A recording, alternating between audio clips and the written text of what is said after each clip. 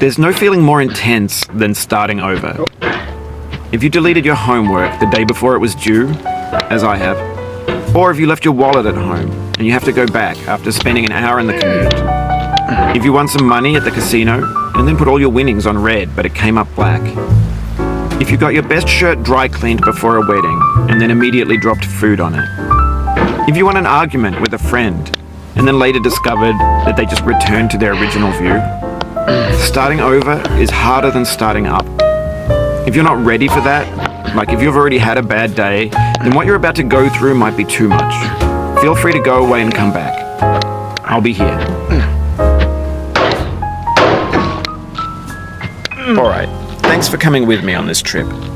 I'll understand if you have to take a break at any point. Just find a safe place to stop and quit the game. Don't worry, I'll save your progress, always, even your mistakes.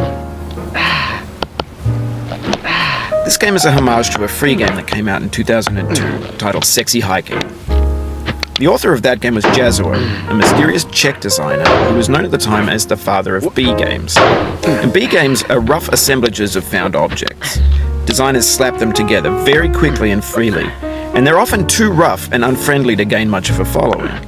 They're built more for the joy of building them than as polished products. In a certain way, Sexy Hiking is the perfect embodiment of a B-game. It's built almost entirely out of found and recycled parts, and it's one of the most unusual and unfriendly games of its time.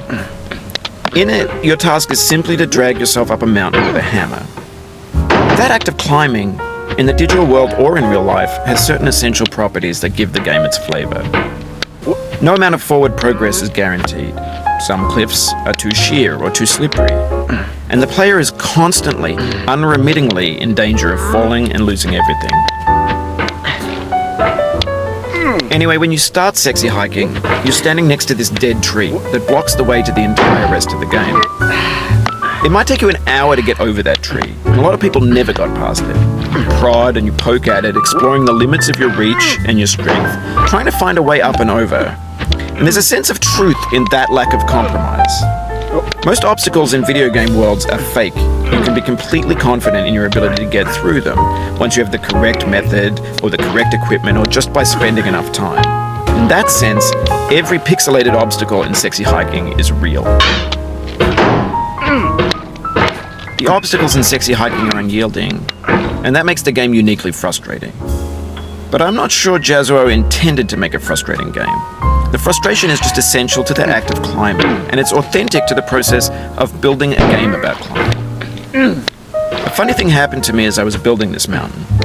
I'd have an idea for a new obstacle, and I'd build it, test it, and it would usually turn out to be unreasonably hard. But I couldn't bring myself to make it easier. It already felt like my inability to get past